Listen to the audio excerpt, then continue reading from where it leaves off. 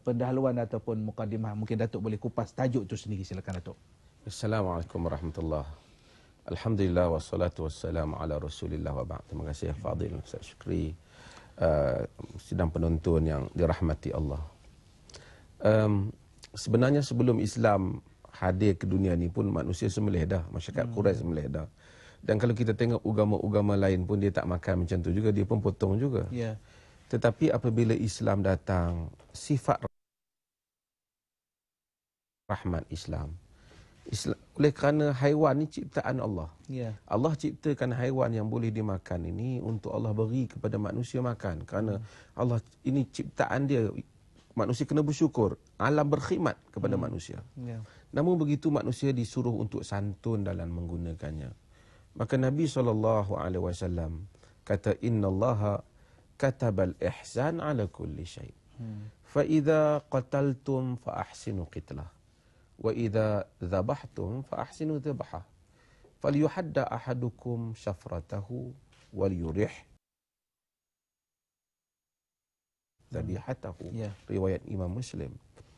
Allah Ta'ala tulis ihsan, kesian kepada semua benda. Ya. Kalau kamu nak bunuh, kamu bunuh elok-elok. Sebab itulah Islam nak hukum mati ni, hukum elok-elok dia. Hatta orang yang bersalah untuk dihukum mati, dihukum elok-elok. Dan jika kamu nak sembelih, sembelih elok-elok. Nabi kata, tajamkanlah pisau kamu. Ya. Dan rehatkan sembelihan kamu tu. Setengah orang kadang-kadang nak sembelih kan, letih lembu tu, dia tarik kaki lah sana sama, macam tak mati pun macam mati dah dia. Separuh mati dah.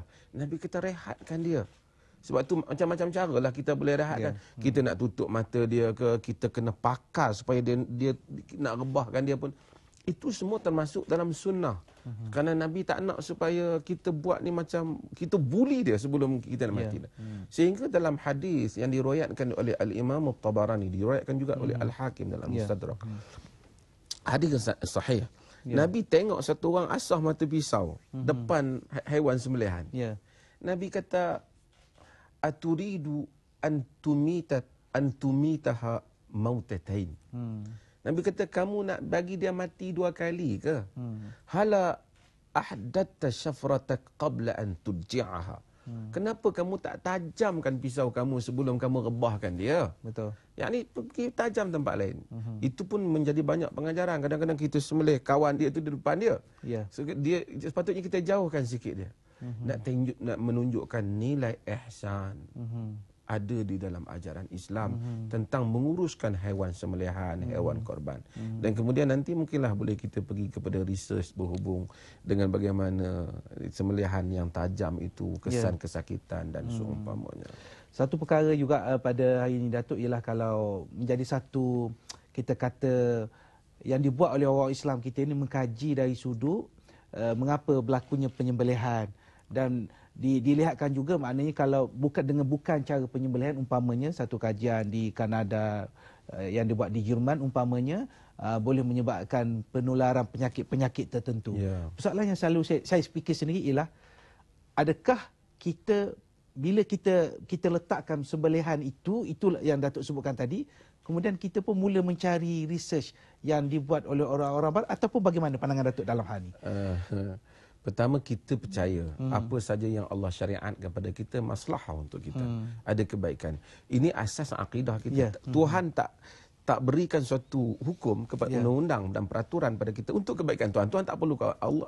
Wallahu ghaniyul hamid. Tuhan Allah Taala Maha Kaya lagi Maha Terpuji, dia tak perlukan kita. Segala yang disyariatkan ada kebaikan untuk kita. Dan kemudian mungkinlah kita jumpa, kita tak jumpa. Mungkin zaman para sahabat mereka tak sempat buat research semua tu. Dan kemudian orang lain buat research. Alhamdulillah, orang lain buat research pun kadang-kadang alhamdulillah juga. Kalau kita buat, mungkin dia kata kita saja create research itu untuk defend kita punya belief, kita punya kepahaman, kita akidah. Tapi oleh kerana dia buat dan dia proof, umpamanya sembelihan darah tak bagus di dalam badan haiwan ni. Bila cara sembelihan yang diajar oleh Islam, bukan Islam saja, agama langit. Sebab itu di dalam Yahudi juga, oleh kerana ada kesan ajaran Tuhan, mereka juga sembelih sembelihan yang sama. Jadi bila dia sembelih, tekanan yang mengeluarkan darah itu mengeluarkan kuman, bakteria yang menjadikan daging itu fresh dan daging itu lebih tahan lama. Dan ini banyak research yang ditulis oleh berbagai-bagai pakar dalam hal ini. Dan bila kita lihat hal itu, kita tahu hikmah di sebalik itu.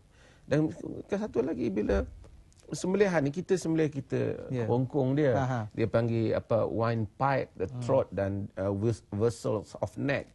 Dia 3 benda yang disembelih, dia potong. Bila dia potong urat yang tengkuk ni, dari segi kesakitan haiwan, terputus antara urat otak dia dan juga badan dia, maka dari segi rasa sakit tak ada. Walaupun kita tengok macam dahsyat, tapi rasa, sebab tu Islam pancung tu menyebabkan nampak dahsyat, tapi rasa sakit tak ada, pasal terputus antara nerve urat saraf yang rasa kesakitan itu dengan tubuh. Bila kita dipotong, maka rasa sakit itu tak ada. Tapi yang kita tengok dia kejang tu sebenarnya proses darah keluar kerana, dan proses juga apabila oksigen tak masuk, memang dia berlaku hal tu kepada tubuh binatang ni. Terima kasih kepada yang berbahagia, Datuk. Dan anda boleh berinteraksi dengan kami. Talian kami ialah 0322828578, dan kita dah ada pemanggil di talian. Kita beri ruang kepada pemanggil pertama kita. Assalamualaikum warahmatullahi. Waalaikumsalam warahmatullahi wabarakatuh. Baik, siapa di sana? Saya Ismail dari Sungai Buloh. Baik, Encik Ismail bercakap dengan Datuk, silakan. Assalamualaikum, Datuk. Assalamualaikum. Soalan saya, Ustaz. Bagi umat Islam yang kemampuan disunatkan berkorban demi kecintaan di atas perintah Allah. Soalan saya, apakah kelebihan menyembelih haiwan mengikut syariat?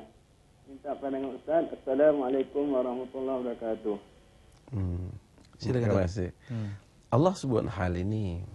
Allah kata, lan yanalallah luhumuha wala dima'uha walakin yanaluhu taqwa minkum.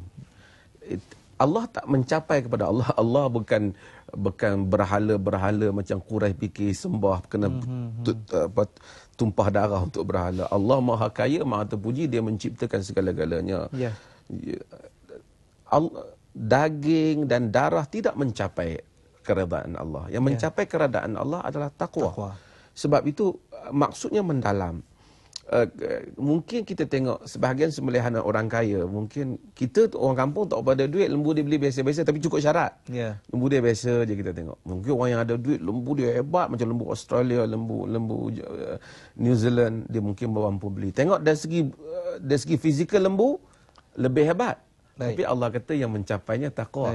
Keikhlasan seseorang yang berkorban. Mungkin lembu dia kecil sikit, tapi itulah kesungguhan yang dia. Jadi kelebihannya mencapai takwa. Takwa itu sendiri.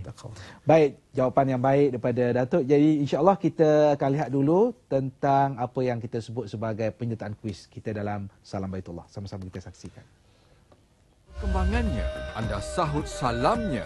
Peminat setia Salam Baitullah di Pelawa menyertai kuis Salam Baitullah mulai 30 September hingga 19 Oktober 2013. Daftarkan penyertaan anda melalui SMS dengan menaip salam, jarak, jarak, nombor kad pengenalan, jarak, nama, jarak, alamat dan hantarkan ke 33310. Tetapkan janji temu anda bersama Salam Baitullah 2013. Jawab soalan yang akan dipaparkan setiap hari mulai 30 September 2013, 9 malam. Pelbagai hadiah lumayan tajaan Rakyat Travel Sendirian Berhad bagi pemenang harian dan terkumpul menanti anda. Kuis Salam Baitullah 2013 di TV1.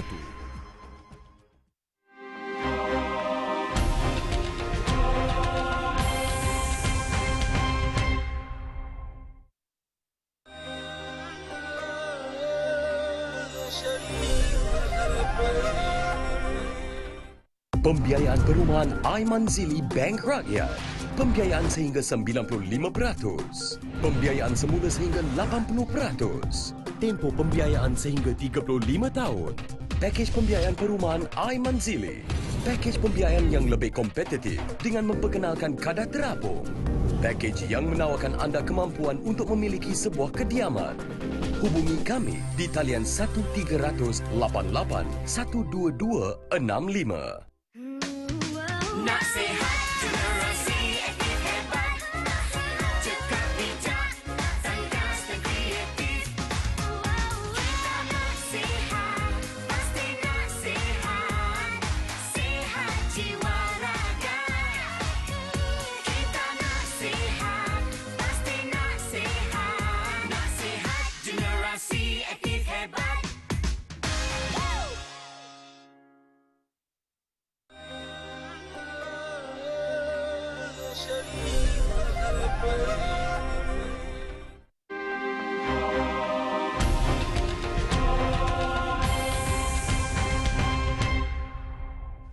Kembali bertemu dan terima kasih pada saudara Entus bersama kami dalam rancangan Salam Baitullah kita malam ni. Alhamdulillah bersama dengan Dr. Mazhar dan kita membicarakan konsep penyembelihan mengikut perspektif Islam. Bagaimana diterangkan oleh Datuk tadi, ada hikmah, ada kita kata kelebihan-kelebihan tertentu bila Allah Subhanahu Wa Taala syariatkan sesuatu. Baik Datuk, kita nak pilih 2 ataupun 3 Facebook daripada kita penonton kita. Jadi soalannya bunyi mudah tapi mungkin orang nak tahu ni Datuk, daripada Rozman Mat Rosli. Apakah sah sembelihan bagi orang yang tidak solat ataupun yang melalaikan solat? Baik, itu yang pertama. Yang kedua, Rajimah binti Muhammad Hassan. Assalamualaikum Datuk, harap sangat Datuk dapat jelaskan mengapa kalau hendak masak daging korban mesti masak manis sedikit. Ni saya ingat dia keliru dengan akikah ni tu. Tapi tak apa Datuk, cuba jawab Datuk. Terima kasih banyak. Yang pertamanya tentang orang yang meninggalkan solat. Saya terpaksa kita sebut sikitlah tentang sedikit ada kita kena ingatkan tinggal solat ni benda serius. Betul. Kerana ada walaupun majoriti para ulama menyatakan orang yang meninggalkan solat tidak menjadi kafir selagi mana dia tak kata solat tak wajib dan seumpamanya. Tapi kita untuk remind, untuk mengingati sebahagian umat Islam. Kerana seriusnya meninggalkan solat ni sehingga ada mazhab yang mengkafirkan seperti mazhab Ahmad dan seumpamanya. Maksudnya bila dia tinggal je solat dia anggap kafir. Namun majoriti para ulama menyatakan tidak kafir. Bila dia tidak kafir dia masih lagi Muslim. Lah. Bila dia masih Muslim, melainkan dia kata semayang tak wajib, kau je wajib. Ataupun semayang buat apa, bukan untung pun. Kalau dia kata macam dia murtad lah. Tapi kalau sekiranya dia hanya tak semayang kerana malas, maka sembelihan dia masih sah tapi dia tidak afdal untuk menyembelih. Terutama sembelihan ibadah. Kalau kita sebab tu kita panggil orang yang baiklah sembelih. Sahabat pun suruh Nabi SAW sembelih, dia tak sembelih kerana nak suruh orang yang baik-baik yang sembelih. Maka kita dahulukan orang yang baik-baik sembelih. Kemudian ialah berhubung dengan tadi dia keliru sikit. Sebenarnya daging korban ni kita bagi je kat orang dan kita juga boleh ambil. Kalau kita makan family kita pun boleh. Betul. Dan kalau kita bagi kat orang daging mentah, kita bagi kat orang daging mentah. Ya. Yang disebut oleh para fuqaha tentang masak ialah bagi akikah. Ya. Akikah. Cuma saya nak boleh nak sentuh sikit Ustaz kalau ada ruang. Keikhlasan tentang daging ni. Supaya dia daging ni kita korban dan juga akikah sama juga, dia tak boleh dijadikan jual beli. Okay. Maksudnya kita tak boleh jual, kita ambil daging ni sekompok, kita sembelih banyak-banyak, jual 50 kilo, jual 5 kilo, dapat sekilo RM20, dapat RM100, tak boleh. Yeah. Tapi konsep jual ni macam-macam. Yeah. Kalau saya suruh ustaz buat kerja, saya bagi daging, itu pun artinya jual. Saya beli tenaga ustaz, saya bagi bayar dengan daging. Betul. Maka dengan itu di dalam hadis Ali bin Abi Talib, riwayat Imam Muslim dan riwayat imam-imam yang lain juga menyebut bahawasanya amaranin Nabi sallallahu alaihi wasallam an aquma ala budnihi wa an atasaddaq bilahmihi wa bilahmiha wa juludiha wa ajillatiha wa alla u'tiyal jazzar minha. Maksudnya Nabi SAW suruh aku uruskan dia punya korban dia, sembelihan haji dia. Dan dia suruh aku sedekahkan luhumuha wa juludah, dagingnya, kulitnya, semua ada atas belakang bagi. Dan supaya aku jangan beri kepada penyembelih dan pelapar sedikit pun. Itu jelas ya. Itu jelas dalam hadis. Tak boleh bagi. Ali kata kami bagi di sisi kami, kita bagi upah hasim. Jadi kalau kita suruh orang sembelih daging lembu, mungkin korban, kita nak bayar upah kat dia, kita malas. Nalah ni bahagian tukang sembelih. Hakikatnya kita telah jual daging, membeli tenaga. Kita jual beli telah berlaku.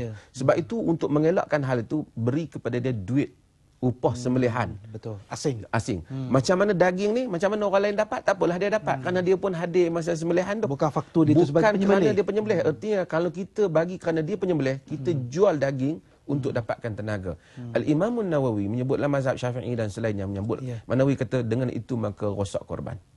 Kerana telah jual korban.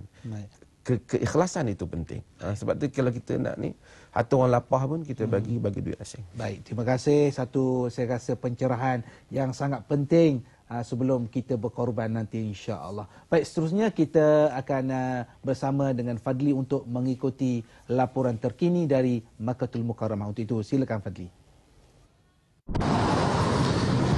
Labbaik Allahumma labbaik, labbaik la syarika laka labbaik, innal hamda wan ni'mata laka wal mulk la syarika lak. Terima kasih Ustaz Syukri di Angkasa Puri. Assalamualaikum warahmatullahi wabarakatuh. Berlangsung bersama kami dari Kota Suci Mekah. Jadi Ustaz dan semua penonton di tanah air, hari ini bermulalah saat paling mencabar untuk semua jemaah haji, yang mana pada hari ini mereka akan bergerak beramai-ramai menuju ke Padang Arafah untuk berwukuf, seterusnya ke Muzdalifah dan Mina. Dan bermula pukul 11 pagi tadi, para jemaah haji kita telah pun berangkat ke Padang Arafah dan dijangka berlarutan sehingga malam ini. Dan bersama saya pada ketika ini sebahagian daripada jemaah haji kita yang menunggu giliran untuk berangkat ke Padang Arafah. Jadi kita ingin berkongsi tentang persiapan mereka untuk menghadapi hari-hari yang mencabar. Jadi sebelah saya, Assalamualaikum. Waalaikumsalam warahmatullahi wabarakatuh. Nama tu Haji?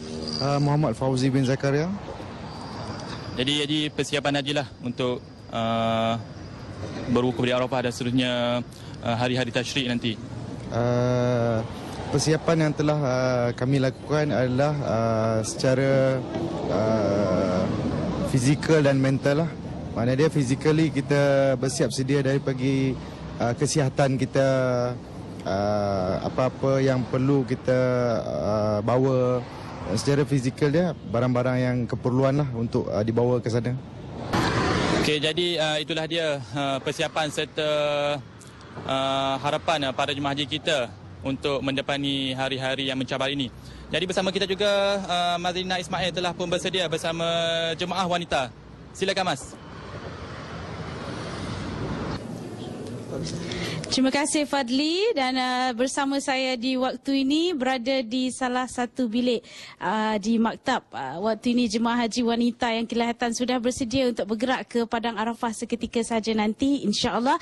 Dan untuk kita tanyakan bagaimana persiapan jemaah haji wanita kita, saya bersama waktu ini. Assalamualaikum. Nama puan? Siti Roza binti Ramlan. Dari mana? Dan saya daripada Pontian, Johor. Ya, bagaimana persiapan untuk bergerak? Alhamdulillah, pagi-pagi awal kami semua dah buat persiapan sebelum persiapan dari segi barangan, keperluan untuk makanan sedikit disediakan terlebih awal. Kemudian persiapan dari segi kerohanian masing-masing dah mula dengan berzikir. Sebahagiannya yang uzur, banyak yang berzikir, dan kebanyakan ada juga yang melakukan solat-solat taubat, solat-solat hajat, dan solat sunat ihram lah. Dah bersedia dalam keadaan ihram insya-Allah ya. Terima kasih Farusna. Dan orang kata ya, dan sudah bersedia kita dalam keadaan fizikal, logistik, mungkin kita nak tanyakan pula kerohanian, perasaan bagaimana? Assalamualaikum puan. Waalaikumsalam warahmatullahi wabarakatuh. Nama siapa? Nama saya Puan Saidah binti Sawadi, dan suami saya di sebelah sana, Encik Sahlan bin Ahmad. Bagaimana perasaan untuk bergerak ke Padang Arafah seketika ini? Sebenarnya tak begitu teruja dan tak sabar sekali untuk saya tak sabar untuk menempuhi hari wukuf pada hari Isnin ini. Dan saya di sini saya ucapkan berbanyak-banyak terima kasih kepada pihak media dan saya harap saya minta doa daripada kaum keluarga di Malaysia semua. Semoga doakan kami semua dan jemaah haji Malaysia semua dalam keadaan selamat dan sihat, dapat mengerjakan ibadah dengan sempurna, dan mudah-mudahan mendapat haji yang mabrur insya-Allah. Amin, insya-Allah. Itulah dia doa yang kami pohon untuk rakyat Malaysia, sama-sama mendoakan keselamatan dan juga perjalanan ibadat haji kami di semua selamat insya-Allah. Dan sampai di sini kita terus bersama Wan Abdul Rahman di luar hotel. Apa yang berlaku di sana? Terima kasih. Ya, terima kasih Mas Lina. Assalamualaikum Ustaz dan ahli panel di studio. Saya sekarang ini berada di dataran iaitu kira-kira 400 meter dari Masjidil Haram, iaitu di pintu berhampiran dengan pintu Marwah. Jadi di sini selalunya beribu-ribu buah bas yang membawa jemaah ke Masjidil Haram dan juga para jemaah berpusu-pusu pergi dan balik ke Masjidil Haram untuk solat dan juga tawaf. Dan pada hari ini kelihatan begitu lengang sekali, tidak ada sebuah bas pun di kawasan ini kerana para jemaah kita dari seluruh dunia telah pun mula bergerak ke Padang Arafah. Begitu juga dengan lebih 22,000 jemaah Malaysia bergerak berperingkat-peringkat dari subuh menghala ke Arafah untuk melakukan ukuf pada 14 Oktober. Jadi hanya di sini laporan saya dari dataran ini. Kembali kepada Ustaz di Angkasa Puri. Terima kasih pada Wara dan semua petugas-petugas kita yang cukup gigih membuat laporan daripada masa ke semasa, dan insya-Allah kita akan menyambung balik perbualan kita, perbincangan kita dengan Dr. Mazhar. Cuma sebelum kita sambung perbincangan kita, kita nak saksikan terlebih dahulu bingkisan khabar tetamu Allah. Silakan.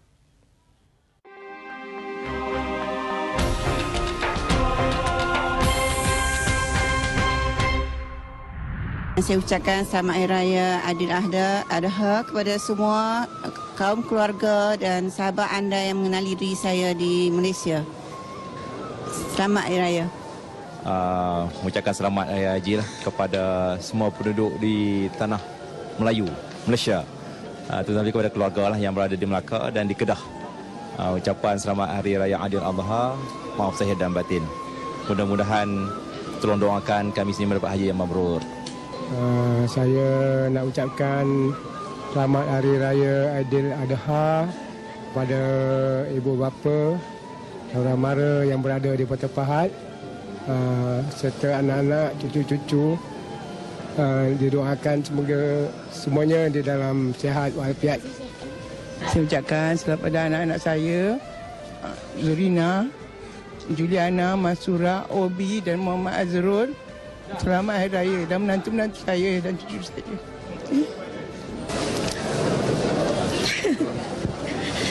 Buat anak-anak di sana, ibu dan ayah sehat di sini. Dan kami selesai umrah awal dan bertahlul awal dah selesai. Jadi tinggal nak nunggu hari yang besar lagi lah. Ucapan akak untuk anak-anak di kampung, semoga sihat-sihat dan selamat berhari raya tanpa keluarga. Lepas tu doakan kejayaan ibu, umi dan abah di tanah suci ini, semoga selamat sejahtera. Jadi ucapan ini saya tujukan kepada seluruh keluarga saya yang berada di seluruh sekitar Kuching, terutamanya isteri saya dan juga anak-anak yang ada mendengar melihat ketika ini. Doakanlah kami di sini dalam keadaan selamat sejahtera, dan harapan daripada kami di sini, seluruh jemaah di tanah suci Kota Makkah ini mengharapkan doa daripada seluruh yang di Malaysia, mendoakan kami semua sihat dan afiat dan mendapat haji yang mabrur. Amin ya rabbal alamin.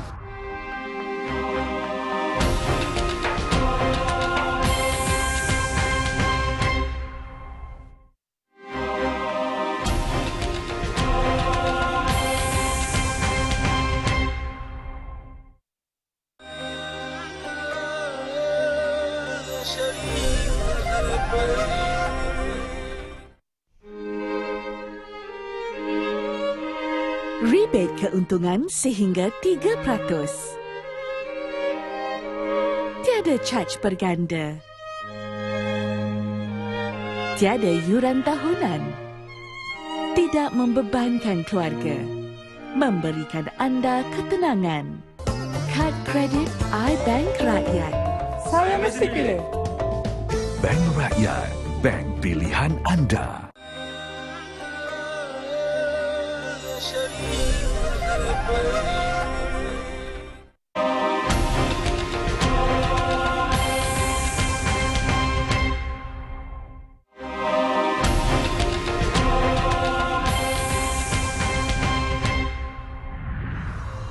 Selepas menyempurnakan wukuf di Padang Arafah, para jemaah akan bergerak ke Muzdalifah untuk bermalam. Muzdalifah terletak di antara Arafah dan Mina. Dinamakan Muzdalifah kerana ramainya orang yang akan singgah di tempat ini pada tengah malam. Muzdalifah adalah tanah haram yang jaraknya kira-kira 13.9 km dari kota Mekah. Bermalam atau mabit di Muzdalifah hukumnya adalah wajib. Jika ditinggalkan, jemaah haji hendaklah membayar denda atau dam. Mabit di Muzdalifah memberi kesempatan kepada jemaah haji untuk beristirahat bagi mengumpulkan kembali tenaga yang banyak digunakan ketika berwukuf.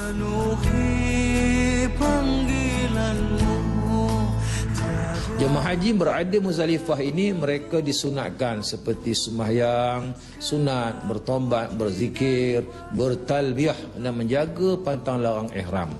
Di Muzdalifah ini tidak ada kemudahan khemah. Mana sebab Muzdalifah ini sekejap sahaja. Sebab Nabi pun berhenti sekejap. Sebab keletihan berada di Arafah itu untuk mendapat tenaga baru untuk beribadah di Mina. Maka Nabi berhenti di Muzdalifah. Jadi bila berzikir itu, maka berzikirlah secara perlahan. Setelah bermalam di Muzdalifah, jemaah haji akan meneruskan perjalanan ke Mina, kira-kira 7 km untuk ibadah melontar di Jamrah. Mina adalah tanah haram yang menjadi tempat mabit bagi jemaah haji pada malam 11, 12 dan 13 Zulhijjah. Dinamakan Mina kerana banyaknya darah mengalir daripada binatang ternakan, iaitu unta, lembu dan kambing yang disembelih sebagai dam, korban atau sedekah. Di Mina terdapat 3 jamrah, iaitu Jamratul Ula, Jamratul Wusta dan Jamratul Aqabah yang menjadi tempat bagi jemaah haji melontar anak-anak batu sebagai sebahagian daripada ibadah haji mereka. Ibadah ini akan bermula di Jamratul Aqabah pada 10 Zulhijjah, iaitu bersamaan hari nahar atau hari raya Aidil-Adha. Jemaah haji yang bila mereka sampai ke Mina, bukan batu itu untuk melontar syaitan, tetapi nak membuang segala sifat-sifat dalam hati itu, sifat-sifat yang negatif, sifat-sifat mazmumah. Maka buang balik daripada haji itu bersih dah, tak ada apa dah. Maknanya kita sudah pembuang dah semua sifat-sifat itu. Itu di antara hikmah pengajaran lah bila kita berada di Mina. Sebab Mina ini merupakan sebagai hajat. Itu hajat, iaitu akhirnya kita akan dapat besok bila haji yang mabrur, maknanya tidak lain dan tidak bukan maka balasannya iaitu laisa lahu jazun illal jannah.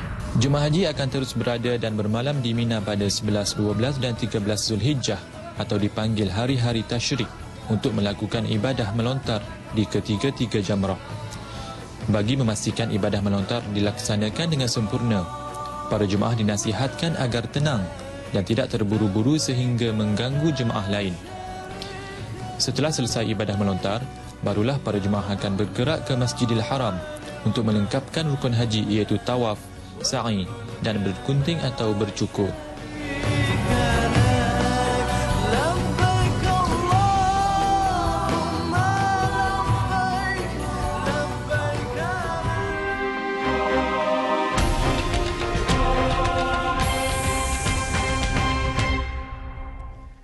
Kembali bertemu, terima kasih kepada saudara penonton pada malam ini. Terima kasih kepada Bank Rakyat dan juga Rakyat Travel yang menaja program kita. Dan kita juga mengalu-alukan tetamu kita pada malam ini yang berbahagia Profesor Madya Datuk Dr. Asiri Zainul Abidin, bekas Mufti Perlis. Jadi saya nak sambung perbincangan kita pada malam ini, Datuk, berkenaan dengan bagaimana kita nak buat satu kaitan di antara simpati kita, rahmat kita kepada haiwan, sayang kita pada haiwan.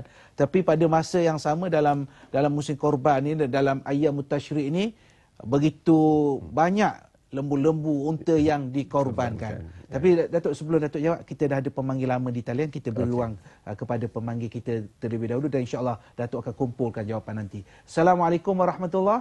Waalaikumsalam warahmatullahi. Siapa di sana? Saya Syekh Sulaiman daripada Ampang. Ya, Tuan Syekh bercakap. Silakan bercakap. Ustaz, saya ada dua soalan ringkas. Ya. Berhubung dengan korban. Ya. Soalan pertama, mengenai orang yang hendak berkorban. Ya. Ada dua pendapat. Mengatakan pendapat pertama, haram bagi orang itu bergunting rambut sehingga selesai penyembelihan. Pendapat yang kedua, sunat bagi orang itu biarkan rambut panjang sehingga selesai penyembelihan. Ya. Apa pandangan Ustaz dalam kedua perkara ini? Baik. Yang kedua, soalan yang kedua berkaitan korban. Saya difahamkan korban disyariatkan pada orang perseorangan, bukan pada organisasi. Ya.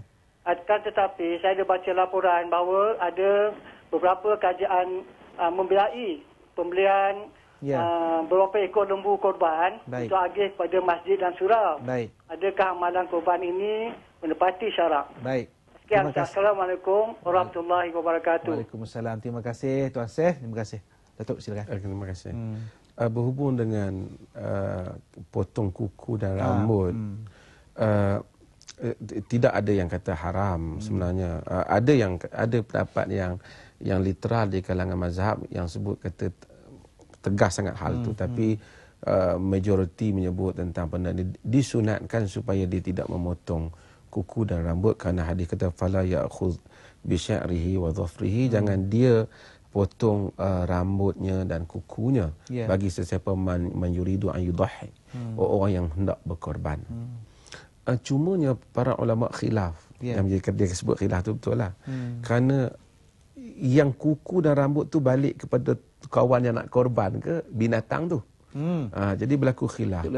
Di situ maka pada satu kaul yang menyatakan yang dilarang itu jangan pi kacau, pi potong bulu ekor lembu, bulu dia ke, kacau kuku dia ke, itu maksud mereka.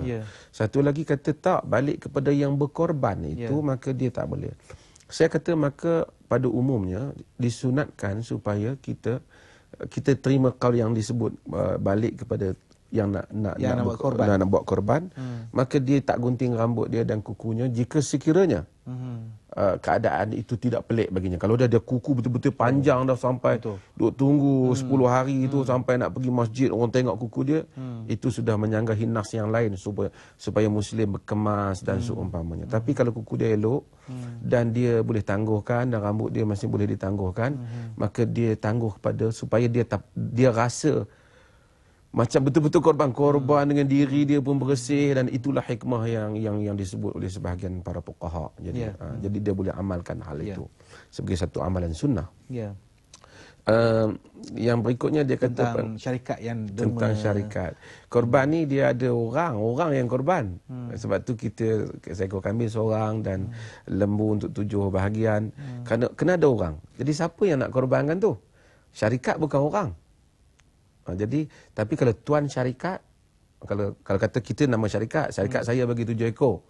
Tapi sebenarnya dia toke toke syarikat tu bagi, kira korban dia lah. Jadi pahala balik kepada dia. Walaupun dia namakan syarikat tapi balik kepada empunya syarikat. Melainkan syarikat yang tak ada empunya, semua orang tak tahu. Dia ambil duit umum tu, dia ambil syarikat dia ambil. Sebenarnya dia tak boleh buat begitu, melainkan individu tu kena ambil. Kalau dia kata nak ambil duit syarikat, katakanlah ahli pemegang syarikat tu 7 orang, bolehlah seekor lembu seorang 1 bahagian duit syarikat. Boleh, mereka syarikat tu kena uruskan. Dan dia bagi ke masjid buatlah, tak apa. Tapi kalau sekarang ada non-Muslim pun bagi juga. Dia kata orang Islam, terutama ahli sekarang musim berpolitik, orang politik yang non-Muslim pun bagi. Saya katakan kalau dia bagi boleh ambil, sembelih makan boleh makan, tapi tak jadi korban lah untuk dia. Kan untuk kita bagi lembu tu sembelih, orang kampung ambil daging bagi, ada orang bagi. Boleh makan daging tu. Cuma pahala yang dikatakan korban tadi tu. Konsep korban yang dapat pahala kepada tukang korban tu tak dapatlah kat dia. Jadi kita boleh makan. Yang kata tak boleh makan, dia sembelih, bismillah, dia sembelih, boleh makan. Haiwan tu boleh dimakan. Balik pada soalan kita tadi. Pertama kita kena tahu ada 2 cara manusia hidup dalam hal ini. Pertama, manusia yang langsung tak mau dengan haiwan ni. Dia kesian dekat haiwan, dia kata. So dia jadi vegetarian lah, dia jadi veggie. Dan saya pun ramai juga kawan-kawan masa di UK, mereka veggie memang tak makan lah daging-daging ni. Tapi untuk golongan veggie ni kita respect lah, dia nak jadi Muslim pun tak apa. Kalau kita nak makan, kita pun bukan diwajibkan makan daging. Kalau kita nak makan, kita tak mau makan daging, nak makan sayur pun Islam tak marah kita. Tapi jangan kata daging tu haram. Betul. Cumanya pokok pun sebenarnya ada kehidupan, ada life. Ini mengikut research. Sebab tu kita mungkin boleh dengar hertz yang kita dengar mungkin 20 ke 20 ribu, tapi mungkin anjing 40 ribu. Yeah. Tapi sebahagian research menunjukkan bahawasanya bila pokok ditebang, dia ada tangisan dia. Yeah. Tangisan dia. Dan ada beberapa research yang bagus daripada US dan seumpama. Ini menunjukkan pokok pun ada kehidupan. Kalau kita sembelih pokok pun ada kehidupan. Haiwan juga ada kehidupan. Cuma kehidupan haiwan tu lebih nampak lah. Jadi macam mana? Jadi bagi yang nak makan ni ada dua. Ya. Satu, dia kata tak betul cara sembelih Islam. Darah keluar banyak, kesian haiwan. Ya. Dan kemudian caranya mereka dapatkan alternatif dengan mereka stun. Kadang-kadang mereka tembak. Ya. Dia bagi bullet dekat kepala haiwan, barulah dia sembelih. Ya. Ataupun dia bagi elektrik ke haiwan. Tapi ini sebenarnya banyak research yang dikeluarkan menunjukkan haiwan lebih terseksa dengan cara itu jauh daripada apa yang dibuat oleh orang Islam. Kerana Islam suruh potong, dan dia potong vessels of neck yang menghilangkan rasa yang telah saya sebutkan tadi. Maka dia dah tak ada rasa, walaupun zahirnya nampak darah banyak. Dan darah banyak tu bagus, dia keluar bakteria dan semua, dan haiwan tidak begitu sakit. Tapi elektrik dia sakit. Cuma saya nak tambah sikit. Kita di Malaysia, kita pergi ke New Zealand, saya masa kita daging yang diimport masuk, memang dia orang buat electrical stunning, tapi dia bukan untuk matikan haiwan. Buat dengan kadar untuk memudahkan haiwan itu disembelih. Dia kena sikit, dia kejang dan terus disembelih. Berbeza dengan yang mereka buat. Dia elektrikkan haiwan tu sehingga dia mati. Itu lebih terseksa daripada apa yang dibuat oleh Islam. Baik, kita dah ada pemanggil, Datuk. Kita beri ruang kepada pemanggil kita terlebih dahulu. Assalamualaikum warahmatullahi. Waalaikumsalam warahmatullahi wabarakatuh. Ya, siapa di sana? Saya Muhammad Saleh bin Arsyad dari Johor Bahru. Ya, silakan tuan, cakap dengan Datuk. Assalamualaikum warahmatullahi. Assalamualaikum. Nak tanya ni lain sikit dari lain boleh tak? Boleh. Silakan. Ini pada penghujung-penghujung ni. Ya. Cuma saya nak tanyalah, kita ni boleh tak bawa batu untuk untuk melontar dari Malaysia? Itu saja. Okey, yang pertama. Yang kedua, boleh tak kalau kita tak payah kutip batu di Muzdalifah? Baik. Dan kita ambil batu tu di sekitar Mekah, tempat melontar tu saja. Baik. Itu saja soalan. Terima kasih. Assalamualaikum. Baik, Wassalam. Baik, Datuk. Silakan, Datuk. Terima kasih. Baik. Ada dua perkara dalam perkara ni. Pertama, dari segi melontar, apa saja yang kita lontarkan masuk dalam tu, bila masuk melontar, dia kira 7 biji batu ataupun apa, kalau kita kata ada besi ke apa kita lontar, para fuqaha menyatakan sah. Bila lontaran tu telah dibuat. Lontar masuk kepada jamrah, sah. Cumanya bila dia tanya nak bawa daripada Malaysia, kita kata tak perlulah. Sebab apa? Kita contohi apa yang Nabi buat lah. Betul. Kerana ibadat ni Nabi kata khuzu anni manasikakum. Ambil daripada aku cara ibadat kamu. Sebab tu ini benda penting. Sebab tu saya selalu sebut satu cerita Imam Malik bin Anas. Bila orang bagi tahu dia daripada mana dia orang Madinah patut berihram. Dia kata Imam Malik kata berihram di Zulhulaifah. Tapi tempat yang Nabi berihram, dia kata tak, saya nak berihram daripada masjid Nabi, dekat dengan kubur Nabi nak mula. Imam Malik kata jangan, kerana ikut Nabi lah. Dia kata Zulhulaifah tak ada apa-apa, masjid Nabi, ada makam Nabi, ada banyak kelebihan. Imam Malik kata jangan buat, aku bimbang nanti ditimpa kepadamu fitnah. Dia tanya fitnah apa wahai Imam, aku nak tambah benda yang lebih baik. Imam Malik kata ai fitnatin a'zam min antara annaka sabaqta ila fadilatin khassara anha Rasulullah sallallahu alaihi wasallam. Apalah fitnah yang lebih besar daripada engkau menganggap engkau cuba buat satu amalan yang Nabi kurang pada engkau. Yang ni kau nak buat lebih baik better than Nabi, lebih baik daripada Nabi. Tak payahlah. Kita ibadat ni yang Nabi buat, kita di sana kita kutip daripada sana lah. Tak payah, walaupun batu sini batu berlian pun tak payahlah kita kutip dari sana. Baik, Datuk, satu lagi soalan daripada Zul Bujang. Assalamualaikum Ustaz. Ada kebelakangan ini banyak NGO menganjurkan ibadah korban di negara-negara asing seperti Kemboja, Thailand, Pakistan dan sebagainya. Kononnya nak bantu orang Islam yang termiskin di sana. Apakah perkara tersebut dibolehkan sedangkan di negara sendiri ramai lagi yang memerlukan pembelaan? Mana yang lebih afdal? Yang pertama, sebenarnya bukan NGO tu yang buat korban. Mereka pun kutip duit orang ramai lah yang siapa nak buat korban. Hal ini ada beberapa keadaan. Saya takut banyak benda lama-lama dia jadi trend. Orang buat, kita pun buat. Pasal ramai pakai nak buat kat Thailand, ramai nak buat kat Kemboja, kita pun buat. Tapi kita hendaklah ada satu alasan. Asalnya korban dan juga akikah dan juga kenduri kahwin dan seumpamanya. Kita buat benda ni untuk orang terdekat yang dekat dengan kita kerana kita nak tautkan ukhuwah. Tapi kalau kita dapati kampung kita banyak sangat lah, nak bagi daging pun orang tak nak dah. Kerana jadi hak nak makan pun kira Allah orang tak kisahlah bagi daging. Banyak kata kita hantar rumah dia Allah. 7 kilo lah kata tak ada. Kata sedangkan umat Islam sebelah amat susah. Maka ada alasan untuk itu. Hatta zakat disebut oleh para fuqaha untuk boleh kita hantar ke kawasan yang lain jika ahli setempat kita sudah lebih keperluan. Maka boleh hantar, tak salah. Tapi biarlah ada alasan yang kuat. Cuma saya nak ingatkan, saya kadang-kadang bimbang ni. Orang kata korban di Palestin lah apa, saya bimbang. Wakil atas wakil ni tak jadi korban pun. Kawan ni kata hantar saudara hantar ke siapa?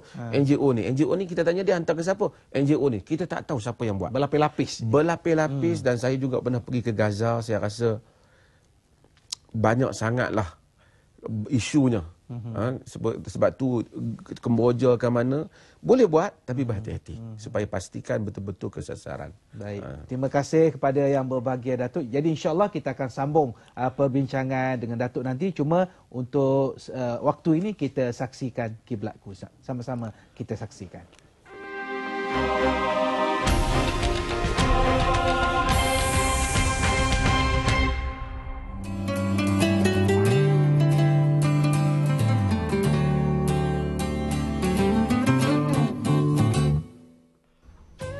Mencari keredaan Allah menjadi destinasi kehidupan bagi Puteri Sarah Liana Megat Kamarudin setelah dia menukar penampilan berhijab sepenuhnya.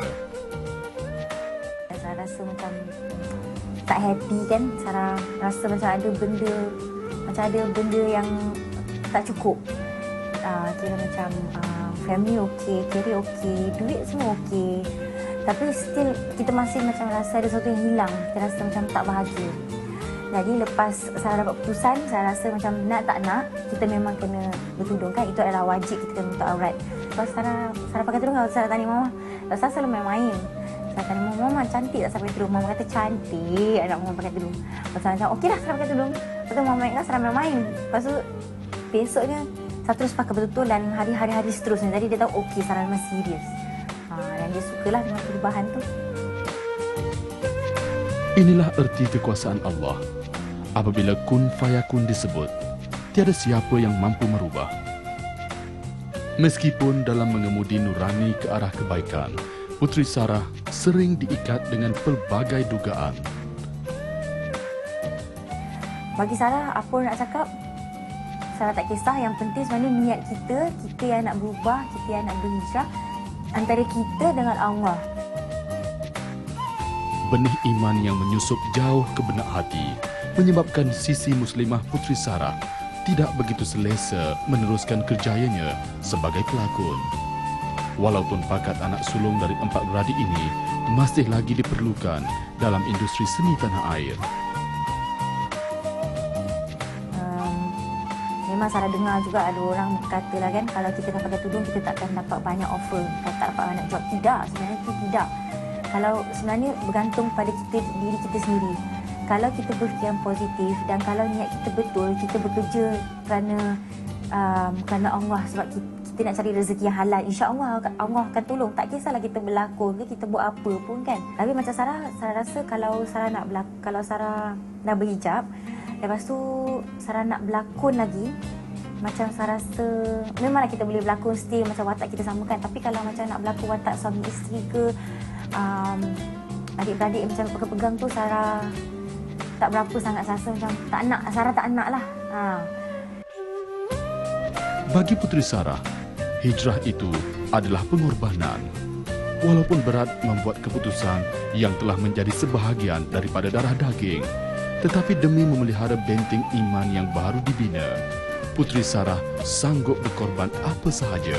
Seperti mana pengorbanan isteri Nabi Ibrahim yang membawa kepada pembukaan kota Mekah. Jadi bila Sarah dah beralih arah ke arah kebaikan, Sarah tukar pekerjaan Sarah kepada yang lebih better. Inilah Putri Sarah Liana Megat Kamarudin hari ini, wanita muslimah yang kini cuba untuk membaiki diri atas kekhilafan yang lalu. Lantaran itu, hati Putri Sarah tidak pernah berhenti berharap agar suatu hari nanti Allah menjemput dia sebagai tetamu Baitullah.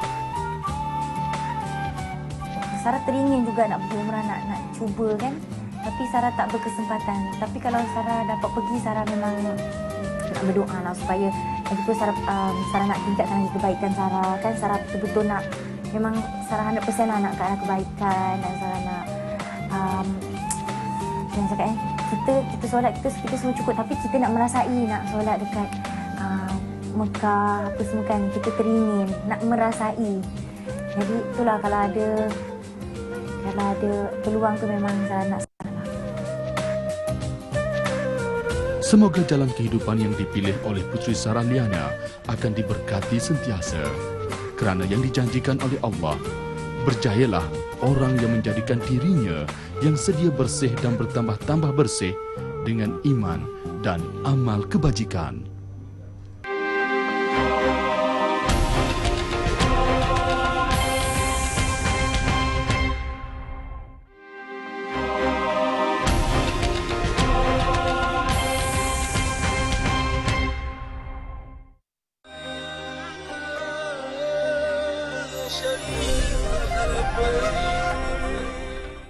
Pembiayaan perumahan Aimanzili Bank Rakyat.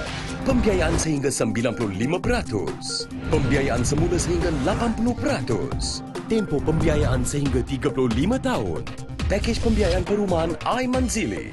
Pakej pembiayaan yang lebih kompetitif dengan memperkenalkan kadar terapung.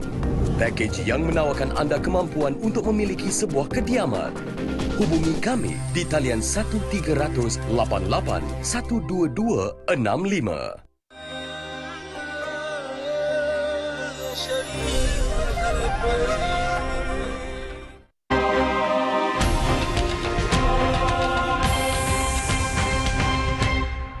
Anda ikuti perkembangannya.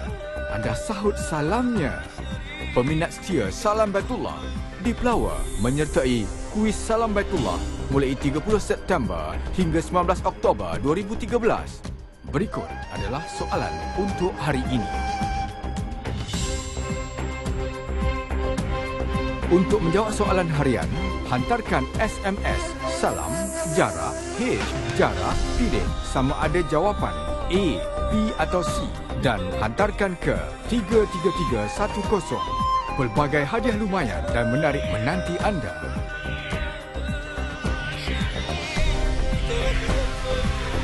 Kuis Salam Baitullah 2013 di TV1. Anda ikuti perkembangannya. Anda sahut salamnya. Peminat setia Salam Baitullah di Pelawar menyertai kuis Salam Baitullah mulai 30 September hingga 19 Oktober 2013. Berikut adalah soalan terkumpul. Untuk menjawab soalan terkumpul, hantarkan SMS Salam Jara K Jara pilih sama ada jawapan A, B atau C dan hantarkan ke 33310. Pelbagai hadiah lumayan dan menarik menanti anda. Kuis Salam Baitullah 2013 di TV1. Kembali bertemu dan terima kasih kepada saudara dan terima kasih kepada Bank Rakyat dan juga Rakyat Travel yang menaja program kita, dan insya-Allah kita nak baca beberapa ataupun mungkin Facebook baca kita yang terakhir, iaitu daripada Amir Rosman Abdullah Amir. Assalamualaikum Ustaz, menyembelih ternak korban pada saat Idul Adha, ada yang berniat korban untuk dirinya, untuk isterinya, atau untuk anak-anaknya yang semuanya masih hidup. Namun banyak juga daripada mereka yang berniat korban untuk sanak keluarganya yang sudah meninggal. Untuk masalah ini masih dipertanyakan tentang sah atau tidak. Boleh Ustaz tolong jelaskan? Terima kasih. Ini soalan penting juga. Penting. Kan? Yang pertamanya, pada umum asasnya kita boleh bersedekah untuk orang yang sudah meninggal. Berdasarkan hadis yang diriwayatkan oleh Al-Imam Al-Bukhari, di mana apabila Sa'ad bin Ubadah bagi tahu bahawasanya mata ummi wa ana anha ghaib, Nabi ibu aku mati dan aku tidak ada. Kemudian dia balik, tengok mak dia dah mati. Kemudian dia tanya Nabi satu soalan yang penting. Dia kata, afa atasaddaqa anha, boleh tak aku bersedekah untuk makku yang telah mati tu? Kan? Nabi kata, na'am, ya boleh. Artinya kalau kita bersedekah, katakanlah kita sedekah apa-apa untuk mak kita, mak kita dah meninggal, ayah kita. Kita nak buat masjid, kita kata, ya Allah bagilah pahala yang saya bagi untuk masjid ni bagi pada ayah dan mak saya. Boleh tak? Asasnya boleh berdasarkan hadis itu. Korban termasuk dalam bab itu. Korban termasuk dalam bab itu. Jadi pertama boleh untuk kita buat korban untuk mak kita. Sebahagian para fuqaha menggunakan dalil apabila Nabi SAW sembelih korban, Nabi kata Allahumma min Muhammad wa ali Muhammad wa ummati Muhammad. Nabi sembelih untuk Muhammad, untuk Nabi, untuk keluarga Nabi dan untuk umat Nabi. Dan umat Nabi ada yang dah mati dan ada juga yang akan datang. Betul. Belum ada. Maka ini menjadi dalil bahawasanya boleh saja umumnya dengan niat untuk kita bagikan kepada orang yang telah meninggal, mak kita, ayah kita, korban untuk pihak mereka sebagai sebahagian daripada sedekah. Baik, terima kasih kepada yang berbahagia, Datuk. Kita nak tengok pemenang kita semalam yang menyertai kuis kita. Untuk itu sama-sama kita saksikan. Baik, pemenang kita untuk hari ini ialah Fazli bin Alias dari Cangkak. Fazli Alias daripada Taiping Perak, Kulin Manajan dari Kota Kinabalu, Majanan daripada Kota Kinabalu Sabah, dan Nur Mimi dari Putrajaya. Jadi bagi yang berjaya, yang menang, alhamdulillah. Bagi yang belum, kena cuba lagi lah. Mudah-mudahan insya-Allah ada rezeki, insya-Allah kita adalah rezekinya. Jadi kita ada lebih kurang 30 saat lagi, Datuk. Dalam 30 saat mungkin sedikit kesimpulan, silakan. Saya nak ambil pahala sikitlah untuk mengajak diri saya dan umat Islam berpuasa besok. Kerana esok hari Arafah dan Nabi kata diampunkan dosa sanah madiyah wa qadimah, tahun yang lepas dan tahun yang akan datang, dalam hadis Ibnu Umar. Maka kita puasalah besok, mudah-mudahan kita dapat pahala keampunan. Yang orang haji tak puasa. Tapi yang tak pergi haji ni, kita yang ramai ni kita disunatkan untuk berpuasa, insya-Allah. InsyaAllah, mudah-mudahan ramai penonton yang bersama kita yang sedar tak sedar tu esok, insyaAllah kita sama-sama berpuasa untuk dapat kelebihan di sisi Allah Subhanahu Wa Taala. Datuk, kita dah ada kat penghujung pertemuan. Terima kasih banyak kepada yang berbahagia, Datuk, yang bersama kita 2 malam untuk sama-sama kita kata meriahkan pertemuan kita dalam Salam Baitullah. Dan terima kasih juga kepada anda yang terus setia bersama kami di TV1 dalam Salam Baitullah.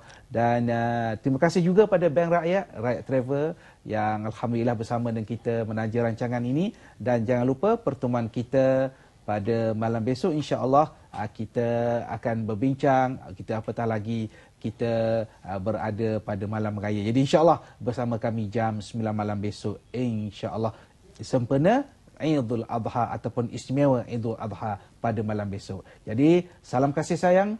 Aku qouli hadza wa astaghfirullahal azim wa li wa lakum. Wassalamualaikum warahmatullahi wabarakatuh. Waalaikumsalam.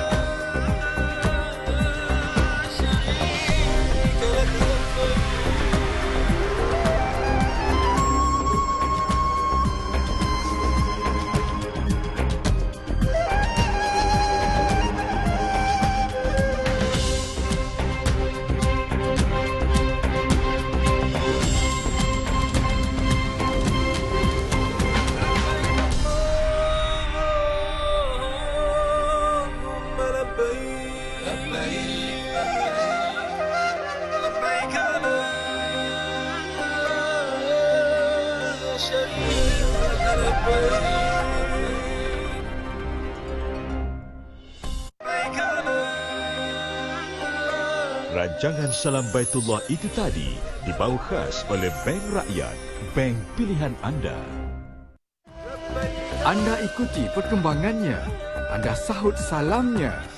Peminat setia Salam Baitullah di Pelawar menyertai kuis Salam Baitullah mulai 30 September hingga 19 Oktober 2013. Berikut adalah soalan untuk hari ini. Untuk menjawab soalan harian, hantarkan SMS Salam Jara H Jara, pilih sama ada jawapan A, B atau C dan hantarkan ke 33310. Pelbagai hadiah lumayan dan menarik menanti anda.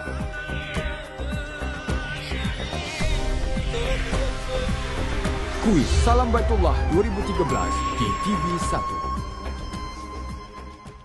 Anda ikuti perkembangannya. Anda sahut salamnya. Peminat setia Salam Baitullah di Pelawar menyertai kuis Salam Baitullah mulai 30 September hingga 19 Oktober 2013. Daftarkan penyertaan anda melalui SMS dengan menaip Salam Jarak R Jarak, nombor kad pengenalan, jarak, nama, jarak, alamat dan hantarkan ke 33310. Tetapkan janji temu anda bersama Salam Baitullah 2013.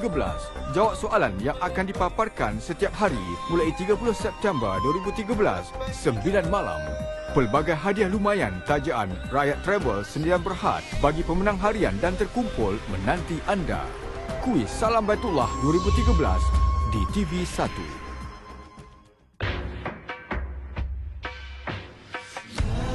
Harapan bapa kepada anak-anak kampung dan kepada saudara kawan-kawan saya, minta ampunan maaf dan doakanlah mudahan saya dapat haji mabrur.